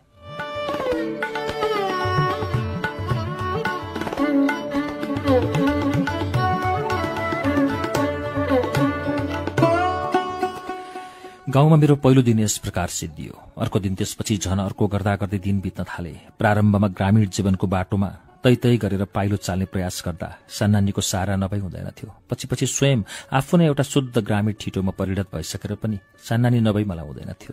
पहिले जो आमा जस्ती भएर मेरो औंलालाई सहारा दिँदै गाउँका आवश्यक गाई वस्तुहरूलाई चिनाउँदै हिँड्थे, त्यो पछि सहचरी भएर गई। त्यसका हातबाट मैले सिक्ने कुरा पनि निकै थिए। भोलिपल्टैको कुरा ल्याउँ, उठ्ने बित्तिकै चिप्राले भरिएको आँखालाई मिच्दै म उसलाई पर्खिरहेँ। खाजा खानासाथ मलाई लिएर ग्राम दर्शनमा ऊ हिँडी। त्यस दिनको यात्रामा स्मरणीय कुरा थिए। गोसाई स्थान, नजरियाको पसल, पसवरिया धार, बतैया चमाइन जो बोक्सी थी र जसको घर गाउँभन्दा छुट्टै दक्षिणपट्टि थियो। गोसाई स्थान एउटा बाबाजीको अखडा थियो। त्यो जोगीले हाम्रो गाउँको ठिक्क पश्चिम सड़कभन्दा दक्षिणको एउटा सानो पोखरीको पूर्वी डिलमा 4वटा फुसका साना साना चिट्ट परेका घर बनाएको थियो। त्यही हो बाबाजीको अखडा। ती 4 फुसका घरमध्ये एउटामा केही देवमूर्तिहरू पनि थिए। त्यही हो गोसाई स्थान। अखडाको द्वारमा एउटा ठूलो बाँसमा सेतो ध्वजा गाडेको थियो। त्यहीँनिर तुलसीको बोट उमारेको एउटा माटोको सानो चौतारो थियो। तुलसीको मठलाई सफासँग लिपेर स्वच्छ बनाइएको थियो। त्यसैसँग टाँसिएको एउटा सानो बगैँचामा आँप, अम्बा, शरीफा, सीताफल, लिच्ची, नरिवल, सुपारीहरूका रुख थिए। गुलाब, चमेली, बेली, सयपत्री, मखमलीहरूका बिरुवा पनि लगाइएका थिए। सुन्दर थलो थियो त्यो गोसाई स्थान। सान्नानीलाई मैले आदर स्नेह गर्ने कुनै बाटो पाइन। केवल बनारसदेखि बचाएर राखेको 1 आना पैसा मेरो खल्तीमा थियो। मैले भोलिपल्ट त्यही दिएर उसका प्रति आफ्नो आदर र कृतज्ञता ज्ञापन गर्न चाहे। उसले भनी, नजरियाको दोकानमा जाउँ। हामीहरू कुद्दै पुग्यौं नजरियाका। सानानीले बाटैमा मलाई सचेत गरेकी थिए। नजरिया मुसलमान हो, जसकी दुलै गाउँमा काँचका चुरा बेची हिँड्छे। नजरियाको एउटा सानो छाप्रो मात्र थियो। बनारसको पसल यहाँ कहाँ? मिश्री, छोरा, नरिवलका टुक्रा, राता, हरिया र काला रङका मोटा मोटा चुराहरू मात्र थिए त्यसको पसलमा। एउटा सानो ढक्कीमा 3 किसिमका चुराहरूलाई अलग्ग डोरीले बाँधेर र अरू सामानहरूलाई एउटा नाङ्लोमा 2-3 थुप्रो पारेर राखेको थियो। हामीहरूले छोरा, मिश्री र नरिवल किन्यौं। पचवरिया धारमा नुहायौं। एकछिन पौड्यौं। एउटा साधारण कुरा, तर कोशीको त्यो अन्जान खोलामा त्यसै पस्नु मेरो लागि साधारण कुरा थिएन। मलाई सान्नानीमाथि यति भरोसा थियो कि नदीको डर मलाई लागेन। साँच्चै भनौं भने उसँग पचवरिया धारमा नुहाउन र पौडिन मलाई ठूलो रहर लागेर आयो। पानीमा झम्म हामफालेर दुवै हात किनारमा उभिएको मतिर बढाएर सान्नानीले भनी, आऊ। उसको कौपिन वस्त्र दिनभरिमा कतिचोटि भिज्थ्यो र शरीरमै कतिचोटि सुक्थ्यो। म यो बाक्लो धोती पहिरेको के गरी पानीमा ओर्लौं? तैपनि म पनि धोती लाएकै पानीमा पस्न थाले। के गरेको? धोती फेरि सुक्छ कसरी? फुकालो सान्नानीले पानीबाट कराई। पहिले त मलाई अप्ठ्यारो लाग्यो, तर पानीमा नुहाउने र सान्नानीलाई आफूले गंगाजीमा सिकेको पौडाईको कला देखाउने इच्छा बलबत्ती भयो। मैले धोतीलाई फ्याँकेर हत्तारिएर नदीमा हामफाले। लज्जाको अवधि यसरी छुट्याउनु पर्ने मलाई आवश्यकता थिएन। सान्नानीको ध्यान मेरो निर्वस्त्रावस्थापट्टि पटक्कै थिएन। निर्वस्त्रता गाउँका केटाकेटीहरूको एउटा सहज लक्षण हो। म त्यस दिन सान्नानीसँग नदीमा पानीमा खेल्ने लालसाले गाउँका केटाकेटीहरूका दिगम्बरी सम्प्रदायको सदस्य हुन पुगे। बिस्तार नितान्त व्यावहारिकताले स्याहार्न नसकेको धोतीको सट्टा ग्रामोपयोगी लंगौटी या कौपिन वस्त्र धारण गर्न थाले। दिगम्बर भएर कम्मरमा एउटा सानो धरो बिरेर समान रूपले वस्त्रखण्ड वेष्टिता सान्नानीसँग दिनभरि बगैँचामा, खेतमा, नदीमा रमाइलो गर्न थाले। गाउँको सूर्य र त्यहाँको माटोले मलाई, मेरो सहरु बाङ्गीलाई पूर्णतया निखारेर एउटा शुद्ध ग्रामीण केटोमा परिणत गर्न धेरै दिन लगाएनन्। सान्नानीको सहवास र उदाहरणले बाँकी रहेको मेरो ग्रामीणताको शिक्षा सम्पूर्ण गर्यो। पचवरिया धारबाट नुहाएर फर्किँदा हठात सान्नानीको धेरै नजिक भइसकेको छु भन्ने भावना मेरो मनमा आयो। यसको आनन्दको अनुभव मलाई भयो। नजरियाको पसलबाट कृपणतासँग सञ्चय गरेको मेरो सर्वस्व खर्च गरेर किनेको मिश्री र नरिवललाई बाडेर खाँदा मलाई अपूर्व सन्तोष भयो। मलाई लाग्यो कि कुनै त्यस्तो वस्तु दुनियाँमा छैन जसको उपभोगमा सान्नानीलाई म सम्मिलित नगराउँ। कुनै त्यत्रो ऐश्वर्य छैन जसलाई उसका लागि म खर्च गर्न नसकूं। यदि सान्नानीले मलाई आफ्नो रक्षामा राखेकी छ भने म पनि उसका लागि सर्वस्व अर्पित गर्न तयार छु, सदा सर्वदा। बालक हृदय भावावेशमा आएर विश्वको सारा सम्पत्तिलाई बारम्बार त्यो रोक्छ केसी ग्रामीण बालिकाको माटोले मुछेको गोडामा न्यौछावरमाथि न्यौछावर गर्न थाल्यो। झन् निर्वस्त्र भएर पानीमा विनोद गरेपछि नदीबाट बाहिर आउँदै नआउँदै ममा उसका प्रति अभिन्नताको भाव जागृत भयो। मेरो जीवनको प्रभातमा भेटिएको मेरो प्रथम मित्र, मेरो अभिन्न सखा, मित्र अभिन्न सखा, एउटा बालिका जतिसुकै ग्रामीण भए पनि बालिका नै हो। बालक हृदयको मित्र, प्रेयसी होइन, दत्त होइन। यो त म निश्चित रूपबाट पूरा विश्वासका साथ भन्न सक्छु कि ममा न त त्यो उमेर नै थियो, न सान्नानीमा त्यो स्त्रीउचित गुण नै कि हाम्रो हृदयमा कहिले पनि नरनारीको भावना उठ्न पाओस्। कुन्नी उसले ममा के पाउँथे, मैले भने उसमा एउटा सहारा र मित्रताको आधार पाएँ। पछि एक दुईवटा त्यस्ता कुरा घट्न आए, धेरै पछि, जो अवसर पाएर परिपक्व हुन पाएका भए भन्न सकिन्न परिणाम के हुन्थ्यो। मनुष्य सम्बन्धमा ठूल्ठूला परिणति क्षुद्राति क्षुद्र कारणबाट अंकुरित हुन्छन्। समय पाएपछि अहिलेको त्यो क्षुद्र अंकुर कहाँबाट कहाँ जरो हाल्दै चारैतिर ढाक्दै हिँड्छ। कसकसलाई त्यसले आफ्नो दृढ बन्धनमा अठ्याउँछ। तर ती घटनाहरूको अहिले विवेचना गर्ने प्रयोजन के रहेर? समय अवसर तिनीहरूले पाए नै कहाँ। घटना घटे तर त्यसै सेलाएर गए। आखिर सान्नानीको बिहा भयो, उनी आफ्नो ससुराली गइन्। म पनि पुनः शिक्षार्थी भएर बनारस आएँ। अहिले त म पचरिया धारमा नुहाएर मग्न भएर हृदयमा एउटा नयाँ सुनौलो भावलाई खेलाउँदै सान्नानीसँग घरतिर फर्किरहेको छु। बाटामा इम्लीको ठूलो रुखमा झटारो हानेर पाकेको इम्ली खसाल्छौं। त्यसमा टाँसिएको धुलोलाई तिग्रामा पुछेर बडो स्वादका साथ खान थाल्छौं। ए रे छौडा, एक गे छौडी, सान्नानीले सिकाई। केटालाई बोलाउँदा ए रे र केटीलाई बोलाउँदा ए गे छौडी भन्नु रे। भैसवार गोठाला बालबालिकाहरू इम्लीको बोटमुनि बसेर इम्लीको गेडाले गुच्चा खेलिरहेका थिए। तिनीहरूलाई सम्बोधन गर्दै भनेकी थिए, गे छौडी रे छौडा। यस प्रकार दिन प्रतिदिनका साना साना कुराको वर्णन गरेर साध्य छैन। दुई व्यक्तिको सम्बन्धले तन्काएर बाटिएको ठूलो मोटो बलियो डोरीको प्रत्येक धागोलाई झिक्दै त्यसलाई सूक्ष्म ढंगले केलाउनु सम्भव हुँदैन। देहातको माटोमा त्यहाँको घाम पानी मलजलमा मैले सनै सनै हालेका जराका असंख्य रेखाको लेखाजोखा पनि अहिले सम्भव छैन। एक दिन हामीहरू गाउँको दक्षिणतिर गयौं, जहाँ हामी पुगेको भोलिपल्टै सान्नानीले बोक्सी बतैया डाइनको टाढैबाट घर देखाएकी थिए। यतापट्टि हामी आएका थिएनौं। बतैया डाइन, त्यसको ढाडे बिरालो र कालो थुतो नभएको खैरो कुकुरले यो क्षेत्र हाम्रो लागि वर्जित पारिराखेको थियो। हाम्रो बारीको दक्षिण पश्चिमतिरको कलमी आँपको बगैँचामा चोरेर काँचो आँप खाँदा खाँदै हामी बिर्सेर कहिले कुनै डाइनको घरतिर पुगेछौं। गर्मीको याम थियो। एउटा खैरो कुकुर कालो थुतुनबाट आफ्नो लामो जिब्रो बाहिर झिकेर स्वाँ स्वाँ गर्दै हामीतिर आइरहेको थियो। बतैयाको कुकुर मध्य दिनमा मसानको हाड चबाएर आइरहेछ। छाप्रोको छानोमा एउटा मोटो टाउको भएको बिरालो देखा पर्यो। बतैया राति त्यसैमा चढेर निस्किन्छे र गाउँका असावधान व्यक्तिहरूको सुतेको मौका पाएर रगत चुस्छे। तिग्राको मेटिन लागेको एउटा निलो डाम देखाएर सान्नानीले मलाई भने, हेर हिजो राति मलाई बोक्सीले चुसेको। मैले भने, सान्नानी? उसको हात अठ्याएर समाते। हामी बतैया चमाइनको छाप्रो, उसको कालो थुतुने कुकुर र बिरालोलाई धेरै टाढा राखेर पछोरिया धारतिर लाग्यौं। धारमा पुग्नुभन्दा पहिले एउटा अग्लो ठाउँमा एउटा ठूलो अजंगको सिमल वृक्ष थियो, अत्यन्त अग्लो, जसको टाउकोमा हावा एउटा अनौठो ध्वनि गरेर बग्थ्यो। निर्जन स्थान, काँस र खरको सानो जंगलमा एक्लो उभिएको, बाक्लो बोक्रामा मोटा मोटा काँडै काँडा भएको आकाश छुने सिमलको रुख। माथि टुप्पानी र हाँगाबिङ्गा फाटिएका छन्, जसमा एक दुई सुक्न लागेका पात र बद्दा किसिमका राता राता फूल हावामा हल्लिरहेका छन्। त्यसबाट हावाले झिकेको शब्द सुन्दा त्यसै भयले आङसिरिङ्ग हुने। सान्नानीले भने, यसमा एउटा भयंकर प्रेत बस्छ। यहाँ पनि बीचबीचमा बाटो बिराएका राही र असावधान गाउँलेहरूलाई प्रेतले न्याक्छ। अस्ति थाहा पाएनौ, मुनरियालाई न्याकेको थियो। मेरो दाई भाग्यले यता शिकार खेल्न आउनुभएको थियो कि त्यो बाँची। नभन्दै त्यो भयोत्पादक स्थल थियो, एक्लो निर्जन ठाउँ, हावा एकनाससँग बगिरहेछ। टाढा पछोरिया धारको पानी सूर्यको प्रकाशमा वास्तविकताको वातावरण बनाउँदै टल्किरहेको छ। किनारका सेता बालुवाका राशि सूर्यको तापले धु धु गरेर बलिरहेछन्। सिमलको फेदमुनि गाई भैंसीका हाडहरू छरिएका छन्। एउटा गिद्ध माथिको हाँगामा बसेको छ, जो बीचबीचमा आफ्नो बाक्लो पखेटा झार्छ। श्मशानमा कुनै कुनै अगोरीले आफ्नो कालो कम्बल झारेका छन्। पश्चिमतिरबाट बगेको तातो हावाले जिउ सुकाइरहेछ, तैपनि आङसिरिङ्ग हुन्छ। मैले भने, सान्नानी? उसको हात अब कहिले पनि नछाडुला जस्तो गरेर अठ्याए। टाढा कुप्री बतैया बुढी दाउरा बटुल्दै यतैपट्टि आइरहेको मैले देखेँ। भने, सान्नानी घर फर्कौं। त्यो दिन बडो भएको दिन थियो मेरो लागि। आज पनि मुनेरियालाई दाँती लागेछ। घरमा कसैले त्यसको फिक्री लिएन। केशव सान्नानीको दाई उसको वखतीमुलो गर्नमा व्यस्त हुनुहुन्छ। मलाई बडो डर लागेर आयो। मैले भने, सान्नानी आज मसँगै सुत। आए। बालकको निर्बाध विश्वासको हृदय। यत्रो विराट विश्वमा जहाँ भूतप्रेत र वायुको प्रकोप चारैतिर व्याप्त छ, सान्नानीको एउटा सानो हात समातेर त्यसबाट बाँच्न सक्छौ। सान्नानी मेरो बिछौनामा आएर सुती। दिनभरिको तर्साउने कथाहरू मस्तिष्कमा बिस्तार बिस्तार बिलाएर जान थाले। सान्नानीको देहाती सूर्यले न्यानो पारेको देहबाट निस्केको गन्ध प्रशान्त सागरमा बग्ने मन्द वायु जस्तो लाग्यो, जसमा हलुको नुन र टाढाको कुनै द्वीपको माटो र बालुवाको उष्णताले भरिएको जीवन्त सौरभ रहन्छ। बिस्तार बिस्तार मेरा आँखा साना साना हुँदै गए। मस्तिष्कका यावत चित्रहरू सुदूर क्षितिजमा बिलाएर गएको सन्ध्याको रक्तिम बादल जस्तो बिलाउन थाले।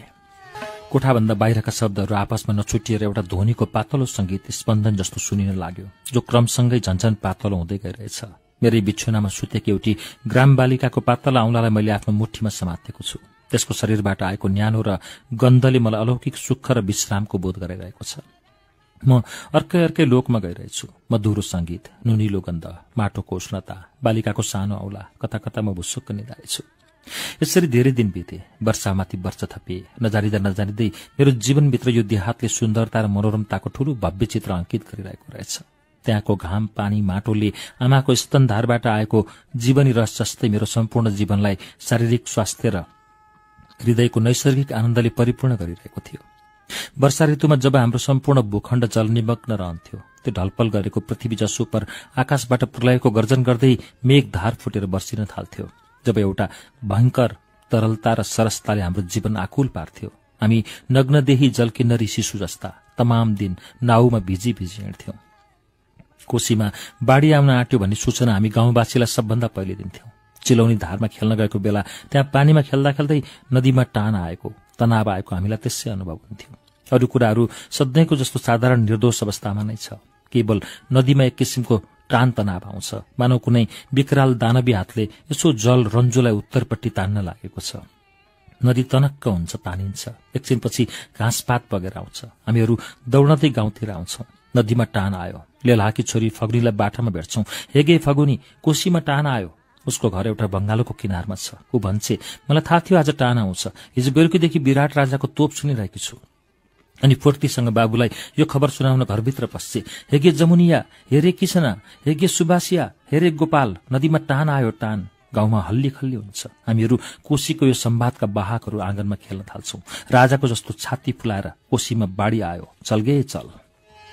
भोलिपल्ट हाम्रा आँखाहरूको विश्वमा उग्रिन्छन्। कोशी प्लावित विश्वमा कत्रो चपलता, कत्रो आथुरी कोशी नदीलाई, कत्रो उद्विग्नता उसको तुफानको मदमत्त गतिमा रातभरिमा सारा दुनियाँलाई उसले ढाकिसकेकी छ। पानी हाहा गर्दै आकुल गतिले दक्षिणतिर धाइरहेछ। घाँसपात, ढलेका रुख, मुडा, सम्वेक भिइरहेका छन् पानीका साथ दक्षिणतिर। हामीहरू लग्गी लिँदै साना डोगीमा यताउति चढिरहन्छौं। पानीमा रुच्छौं, पौडी खेल्छौं र कहिले कहिले कुनै ओतमा बसेर कागतका नाउ बनाउँदै कोशीमा बगाउन थाल्छौं। यात्रा प्रारम्भ गर्दा नगर्दै भुभरीमा पर्छन्, भासिन्छन्, डुब्छन् ती हाम्रा कागतका नाउ। एकछिन चुप्प लागेर यो विराट जल दृश्यलाई हेर्छौं। चारैतिर बेगबान जल, कहीँ बगैँचाहरू, कहीँ गाउँका फुसका घरहरू, कहीँ कहीँ बाँसका झ्याङहरू विराट प्लावनतामाथि टाउको उठाएका देखिन्छन्। त्यो विशाल पाखडको रुख अहिले चिलौनीको मध्यधारमा दृढतासँग उभिएको छ। पछवरिया धारमा सिमलको त्यो अल्गो रुख त्यसै दृढतासँग खडा छ। हामी हेरिरहेका छौं जलनिमग्न विश्वको अनन्त विराटता र त्यसबाट हामीले बगाई बगाइरहेका कागजका पत्र तरणी जो अथाह जलराशिमा भासिरहन्छन्। वर्षाभन्दा पहिलेको ग्रीष्म ऋतुको आतपको बहार अर्कै किसिमको। पृथ्वी धुधु गरेर बलिरहेको छ। हामीहरू नग्नदेही गाउँका छौडा र छौडी त्यस आपतमा भौतारिएर हिँडिरहन्छौं। कसले आमा बाबुहरूको कुरा सुनिरहन्छ। त्यस इलाकामा कुनै नदी या जलराशि थिएन जसमा हामीहरूले सूर्यको प्रखरतामा जलक्रीडा नगरेका हौं। काँचो आँप, इमिली खाएर दिनभरि घाममा नुहाएर आँखा राता राता पार्दै हामीहरू बेलुकी पक्क घर फर्किन्थ्यौं, शरीरमा थकान, पीडा र जलन लिएर। कहिले अचानक म ज्वरोले पीडित हुन्थे। सान्नानी दिनभरि मेरो नजिकै बसिरहन्थे र मेरो ज्वरोले टन्केको कञ्चटमा आफ्नो शीतल हात राखिदिन्थे। तिनी गर्मीका ताका आँप पाक्न थाल्थे। मचान बनाएर हामीहरू बगैँचाको रखवाली गर्थ्यौं। मचानमा उत्तानो परेर सान्नानीसँग पल्टिएर नाना किसिमका कुरा गर्थ्यौं। कुनै रुखबाट पाकेको आँप झर्थ्यो। हामी मचानबाट आँप फालेर कुद्दै जान्थ्यौं। सान्नानी भन्थे, यो तिम्रो भाग खाऊ। म भन्थे, तिमी खाऊ, तिम्रो भाग। होइन, अर्को खसेको आँप मेरो भाग्यो तिम्रो। यो विवादमा मैले कहिले पनि जित्न सकिनँ। यति दिनपछि यो कुरा सम्झिँदा म भन्छु, हाय किन त्यस दिन आफ्नो सम्पूर्ण पौरुष झिकेर सान्नानीलाई मैले परास्त गरिन? किन त्यस वर्षको पाकेको पहिलो आँप मैले उसलाई खुवाइन? जीवन के यस्तै पराजयहरूको पिरामिड हो जसको शिखरमा म आज उभिएर अनुतापको उष्ण श्वास बारम्बार हृदयहीन आकाशतिर फ्याँकिरहेको छु? के उसको जीवन नि विजयको भ्रममा के उसको जीवन धावित भइरहेको छ त अनवरत? म भन्न सक्दिनँ। म त जहिले पनि पराजित भइरहे। हाम्रो राम्रो आँप मैले नै खानु पर्थ्यो। दाग लागेका बिग्रेका आँप ऊ आफू खान्थी। दाग लागेको आँपलाई देखाएर ऊ भन्थी, यो कोइलीले चुसेको। मधुरकण्ठी अदृश्य गायिका पन्छी कोइलीले आफ्नो चुम्बन दिएर दाग पारेको फल। विश्वेश्वर प्रसाद कोइरालाको कथा संग्रह श्वेत भैरवीभित्र संग्रहित सान्नानी कथाको वाचन सुनिरहेका छौं हामी। यो कथाको बाँकी अंश लिएर केही बेरमा आउनेछु। उज्यालो सुन्दै गर्नुहोला।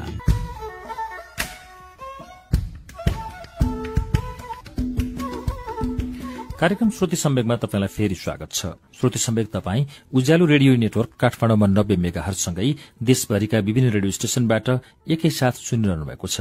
श्रुति सम्वेकमा हामी विश्वेश्वर प्रसाद कोइरालाको कथा संग्रह श्वेत भैरवीभित्र संग्रहित सान्नानी कथा सुनिरहेका छौं। अब यसको बाँकी अंश वाचन सुनौ। फागुन र चैतका कुरा म आज सम्झिन चाहन्न। गाउँभरिका वृक्ष लता तृण कलिला हरिया भएर चञ्चल हुन्थे। उनीहरू नयाँ टल्किने पालुवा हाल्थे। आँपमा मन्जरी लाग्न थाल्यो। सारा वातावरण मरमर गरेर उठ्थ्यो। फूल र मन्जरीको गन्धले बोझिल भएको मलयानिल अलस्कतीले सबै ग्रामवासीलाई छोई छोई हिँड्थ्यो। एक दिनको कुराको मलाई सम्झना हुन्छ। जाडोको समाप्तिका दिन थिए। धान काटिसकेको थियो। धमाधम खलियानमा दाउनी हुँदै थियो। भुस उडाउने काम पनि चलिरहेको थियो। बतासमा अन्न र भुसको विभिन्न किसिमको गन्ध छाएको थियो। धान काटिएका खेतमा खेसरीका हरिया नीला झाङ उम्रिएर पहेँलो र नीलो बुट्टा बनाइरहेका थिए। ठाउँ ठाउँमा आलसका फिक्का नीला रंगका फूल फुलिरहेका थिए। आँपका बगैँचामा रुखहरू ताम्र वर्णका मन्जरीले टकमक्क ढाकिएका थिए, जसबाट तीखो गन्ध फैलिएर वातावरणमा व्याप्त थियो। भौरा र नाना थरीका मौरीहरूका गुन्जनले तमाम प्रान्त झङ्कृत थियो। जामुनको कुनै च्याप्प परेको हाँगामा नदेखिने गरी कोइली हठात कुहु गर्न थाल्थी र एकछिनसम्म तीव्रतर स्वरमा तीक्ष्ण वेदना पोखेको चाहिँ गरेर आफ्नै भावावेगलाई थाम्न नसकेर फेरि हठात चुप्प हुन्थे। सन्नानी र म खलियानमा गएर दाउनीमा जोरिएका गोरुहरूको पुच्छर निमोड्दै दाउनी गर्न थाल्थ्यौं। एकछिनपछि उडाउने काममा लाग्यौं अनि अतहट तरंगमा आएर बयर खोज्दै गोसाईको पोखरीनिरको बयरको झ्याङमा पुग्यौं। अपराह्नको अवसर छ। फागुनको महिना। बयर टिप्दै खाँदै हामीहरू मग्न थियौं। एउटा ढुकुरको जोडा तर्सिएर उड्यो। सन्नानीले भनी, भाले पोथी बिचरा। के सन्नानी? काँडाले कोरेको तिग्रालाई कन्याउँदै मैले सोधे। ढुकुरको जोडा भाले पोथी के सन्नानी? एउटा घाँस उखेलेर सन्नानीले चिरेर मलाई देखाई। त्यो घाँस कहिले भाले भएर चिरिन्थ्यो, कहिले पोथी। मैले सोधे, के सन्नानी? उसले भनी, तिमी भाले म पोथी। के सन्नानी? सन्नानीले भने, ल आऊ भित्र झ्याङमा हिँड, म बताउँछु। के सन्नानी? भाले पोथीको रहस्य जीवनको आदिकालमा विश्व रचनाको प्रथम फागुन मासको प्रथम दिवसमा रचिएको बारम्बार नूतन पुरातन भइरहने रहस्य बिचरी सन्नानीले मलाई कसरी बताउन सक्थे? काँडाले घेरिएको त्यो झ्याङमुनि क्षतविक्षत शरीरलाई केही कुप्र्याएर सन्नानीले आफ्नो कम्मरमा गाँठो पारेर लगाएको लज्जाको वस्त्रखण्ड यसो सारेर भनी, म पोथी। म अभाग भएर हेरिरहेँ। बयरको झ्याङबाट हामीहरू निस्क्यौं। बयरको तीखो काँडाले कोरेर सारा शरीर टट्टाइरहेको थियो। सन्नानीले भनी, मानव दुई जातिमा विभाज्य छ, पुरुष र नारी। बाबु, दाजु, भाइ, पति, छोरा, काका, भतिजाहरू एक जातिका, आमा, दिदी, बहिनी, पत्नी र छोरीहरू अर्को जातिका। मैले निर्वाक भएर यो गम्भीर सत्यलाई पहिलोपल्ट अनुभव गरिरहेँ। मेरो कण्ठमा बोली थिएन। हामीहरूको सामान्य गोसाई स्थान थियो। सन्नानीले भने, हिँड गोसाईजीको दर्शन गरौं। म नबोली हिँडिरहेँ। मन्दिरको अगाडि घुँडा टेकेर करबद्ध भएर सन्नानीले आँखा चिम्ली। मलाई पनि त्यसै गर्न भने। मैले पनि त्यसै गरेँ। तर मेरो ध्यान सन्नानीपट्टि थियो। उसको रुस केश, चिम्लेको आँखा, नग्न देह, उसको मुखमा हलुका चिल्लोपन मैले देखेँ। गालाका मध्यमा गुलाफी रंग, बाक्लो ओठ, स्निग्ध, छाती पुष्ट जसमा स्तनाङ्कुरको तीक्ष्ण आवाज, कम्बर पातलो, नाभि गहिरो, तिग्रा र पिँडालाई केही गोलाइ धारण गर्न लागेको। बाबाजीसँग प्रसाद मागेर हामी घर फर्क्यौं। एउटा साधारण घटनाले जीवनको अत्यन्त क्षुद्र अनुभवले एउटा स्वाभाविक ढंगबाट सुदृढ भएको मानव सम्बन्धलाई कत्रो झट्का दिन्छ। त्यस दिन मैले थाहा पाएँ।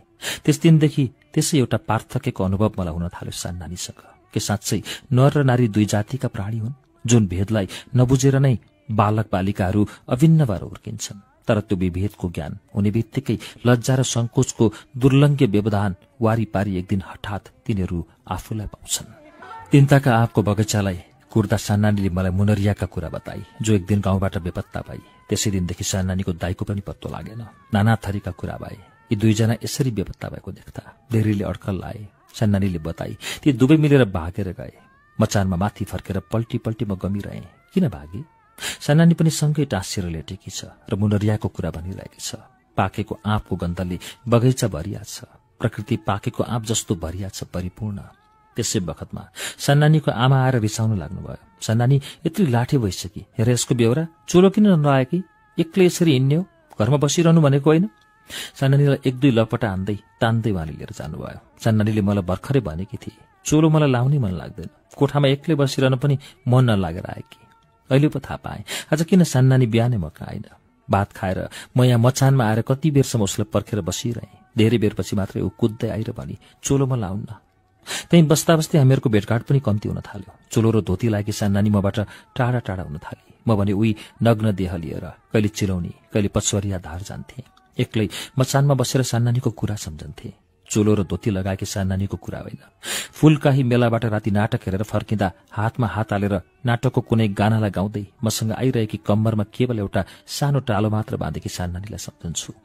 जाडोको रात्रिमा घुरको अगाडि बसेर शीतबाट बस्नका लागि कपाल, कान र छातीलाई गाँतेले राम्ररी बेरेर ओराहा पोलेको आलु खाइरहेकी सान्नानीलाई गाउँका जंगली फलको खोजीमा चाहरी हिँड्ने बडहर, बेल, बयर, शरीफा, इमिली सान्नानी जसले मलाई यी फलहरूको सञ्चयको जुक्ति बताएकी थिए। रुख चढेर हाँगा लच्काएर टिप्न, जटारो हानेर उसको बिहाको कुरा चल्यो। झन् ऊ टाढा भई रङ्गाएको धोती र चोलो लाएको म उसलाई देख्थे। ऊ आमाहरूसँग बसेर पात गाँच्थी, भान्सा मुनि बसेर अगेनामा दूध उमाल्थी, दही जमाउँथी, भण्डारको राखन धरन पनि गर्थी। मेरो व्रत बन्द भयो। अब मेरो पनि काशी जाने कुरा चल्यो। म पनि उहीँ पढ्ने रे। उसको ससुराली र मेरो काशी, सैकडौं कोषको पार्थक्य। पृथ्वीको एउटा कुनामा त्यो, अर्को कुनामा म। 30 वर्षपछि, एउटा युग बितेपछि मैले सुने कि सान्नानी विराटनगर आएकी छ रे, दुलाहा र छोराछोरीका साथ। म गाउँलाई छाडेर काशी पढ्न जाँदा उसको बिहाको तर्खर भइरहेको थियो। उसको बिहाको लागि म बस्न सक्दिनथे। विद्यालय खुलिसकेको थियो। म बिदा हुन उसको घरमा गएँ। त्यहाँ कसैलाई फुर्सद थिएन। भान्साघरको पछिल्लोतिरको बगैँचामा हाम्रो भेट भयो। मैले भने म बिदा हुन आएको। उसले ठूला ठूला आँखाले मलाई हेरिरही। मलाई लाग्यो उसका आँखा सरस हुँदै आउन थाले। बुट्टो चोलो लगाएकी थिए उसले, कपाल कोरेकी थिए। नबोलेर केवल निर्निमेष दृष्टि म माथि गाडी रही। म पनि त्यसै रमाउन रसाउन आँटे जस्तो भए। बाढी मेरो पनि थामियो। हामीहरूले त्यसै एकछिन हेराहेर मात्रै गर्यौं। अनि म फर्किन थाले। उसले भनेको सुने, मलाई नबिर्सनु। यो 30 वर्षसम्म उसको गहभरीको आदेशलाई नबिर्सेर बसिरहेको छु। आज सुने कि त्यो आएकी छ। एकछिन पनि नथामिएर म उसका पुगे। खोइ सान्नानी। एउटा कोठामा एउटा अर्धवयस्क पुरुष छ जो टिनको ठूलो बाकसबाट मालमत्ता झिक्नमा व्यस्त छ। त्यहीँनिर उभिएकी एउटी पूर्णवयस्का नारी, गाढा नीलो रङको धोती लगाएकी र त्यस्तै रङको चोलो, जसको माथिल्लो तुना उकालेर एउटा काखको बालकलाई स्तनपान गराइरहेकी छ। केटाकेटी उसको गोडानीर बसेर दूध चिउरा खाइरहेका छन्, झिङ्गा भन्किरहेका छन्। खोइ सान्नानी, सान्नानी, मैले भने। त्यो नीलवस्त्र नारीले अनुत्साहको दृष्टिले मलाई हेरी। दूध पिइरहेको बालकले मुन्टो बटारेर एकचोटि मतिर हेर्यो र फेरि स्तनपान गर्न थाल्यो। गोडानिरका बालकहरू आपसमा झगडा गर्दै दूध चिउरा पोख्दै खाइरहेका छन्। पुरुषले थामिएर मलाई हेर्यो। मैले भने, सान्नानी को? चिनेर पनि जीवनको बोझले दबेकी, शिथिल भएकी नारीले केवल एउटा अनुत्साहको दृष्टि म माथि फ्याँकी। 30 वर्षदेखि जोगाएर हृदयमा स्थापित गरेर राखेकी मेरी सान्नानीलाई यत्रो लामो जीवनयात्रा तय गरेकी प्रौढामा मैले पाइन। कोठाभन्दा बाहिर आएर म एकछिन उभिएँ र हातलाई जीवनका स्मृतिहरूको गहन अरण्यभित्र पसाएर 30 वर्ष पहिलेकी सान्नानीलाई समात्न खोजे। मेरो खाली हात फुस्सालाई समातेर आकाशतिर उठेको थियो।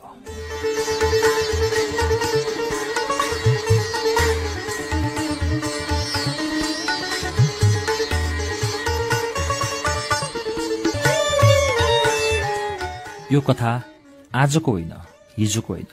विक्रम सम्वत 2018 साल चैत्र 11 गते सुन्दरी जल बन्दी गृहमा विश्वेश्वर प्रसाद कोइरालाले लेख्नु भएको कथा सान्नानीको वाचन मैले श्रुति सम्वेकमा गएको साता पूर्वार्धका केही अंश र आज पूरा गरेर यो कथा सकाएँ। यसलाई मैले श्वेत भैरवी विश्वेश्वर प्रसाद कोइरालाको कथा संग्रहबाट लिएको थिएँ।